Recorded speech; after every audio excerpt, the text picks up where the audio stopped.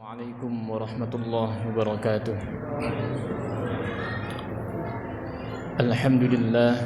Alhamdulillahi rabbil alamin wa bihi nasta'inu ala umuri dunya waddin. Wassalatu wassalamu ala asyrafil anbiya'i wal mursalin wa ala alihi wa sahbihi ajma'in, amma ba'du. Hadirin wal hadirat jamaah salat Isya yang dimuliakan oleh Allah Subhanahu wa taala. Pertama-tama marilah sama-sama kita panjatkan puji syukur kita kehadirat Allah Subhanahu wa taala atas segala limpahan nikmat, rahmat dan karunia-Nya kepada kita. Di antaranya nikmat iman wal Islam, nikmat sehat wal afiyah, dan yang tak kalah penting adalah nikmat kesempatan kita untuk melaksanakan ibadah kepada Allah Subhanahu wa taala. Salawat serta salam semoga selalu tercurah limpah kepada Nabiullah Muhammad sallallahu alaihi wasallam, pada para keluarganya, para sahabatnya, dan mudah-mudahan sampai kepada kita umatnya yang senantiasa selalu berusaha untuk istiqamah mengikuti ajaran-ajaran dan sunnah-sunnahnya. Hadirin wal hadirat, Bapak, Ibu, dan anak-anak yang dimuliakan Allah Subhanahu wa taala. Setelah kita beberapa pekan yang lalu mempelajari bersama tentang apa itu manfaat dan motivasi untuk belajar Al-Quran, kali ini insyaallah kita belajar tentang bagaimana caranya kita agar menjadi ahlullah atau menjadi keluarganya Allah Subhanahu wa taala. Sebagaimana Rasulullah sallallahu alaihi wasallam bersabda an Anas bin Malik radhiyallahu anhu, qala Nabi sallallahu alaihi wasallam,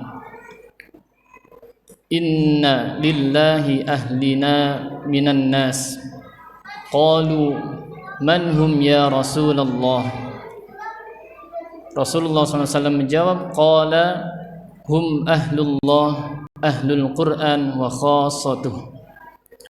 Bahwasannya Allah Subhanahu wa taala itu memiliki keluarga, Pak, dari manusia.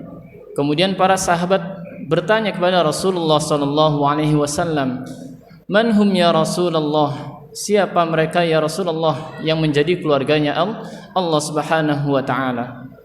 Mereka adalah hum ahlullah, ahlul Quran, yaitu orang yang senantiasa membaca Al-Quran, yaitu adalah ahlul Quran wa khassatuh, dan hamba pilihan-pilihan Allah Subhanahu wa taala.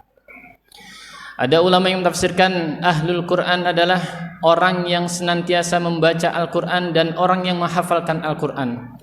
Ada juga yang menafsirkan bahwasanya ahlul Quran di sini adalah orang yang tidak hanya belajar, orang yang tidak hanya membaca, orang yang tidak hanya menghafal Al-Quran, tapi juga orang yang mengamalkan setiap apa yang diajarkan dalam Al-Quran dan menerapkannya dalam kehidupan sehari-harinya. Maka dari itu kita selalu berusaha untuk senantiasa belajar membaca Al-Quran, kemudian menghafalkannya, dan mudah-mudahan kita tergolong dari hamba Allah yang termasuk ahlullah dan ahlul Quran wa khassatuh. Namun ada juga yang mempersempit lagi, bahwasannya ahlul Quran wa khassatuh, pilihan ini adalah hanya orang-orang yang diberikan anugerah, yaitu orang yang bisa menghafalkan Al-Quran dan juga mengamalkannya. Tapi kalau misalkan kayak gitu, kita kasihan, Pak, ya. Kalau misalkan orang-orang kemampuannya beda-beda, ada yang mampu menghafal Al-Quran, ada yang tidak mampu menghafal Al-Quran. Ya, kita ambil tengah-tengah. Kita berusaha menghafalkan, kemudian kita berusaha mengamalkannya. Jadi tidak ada salahnya kita berusaha untuk menghafalkan. Kenapa? Walaqad yassarnal Qur'ana lidzikri fahal mim mudzakir. Bahwasanya Al-Qur'an itu dibuat mudah oleh Allah Subhanahu wa taala. Tinggal kitanya mau apa enggak untuk menghafal dan mengingat-ingat Al-Qur'an. Ya, mudah-mudahan yang sedikit ini bermanfaat, tidak banyak-banyak ya, karena dipesenin sama takmir, katanya kalau kultum jangan lama-lama. Mbok anak-anaknya pada panas ya. Ya, ini aja udah mulai berkeliaran ya. Mudah-mudahan menjadi motivasi kita untuk menjadi orang yang senantiasa gemar belajar Al-Quran, Syukur-syukur Allah takdirkan kita sebagai hamba Allah yang termasuk khassatuh, hamba pilihan Allah yang bisa menghafalkan Al-Quran kemudian mengamalkan dalam kehidupan sehari-hari kita.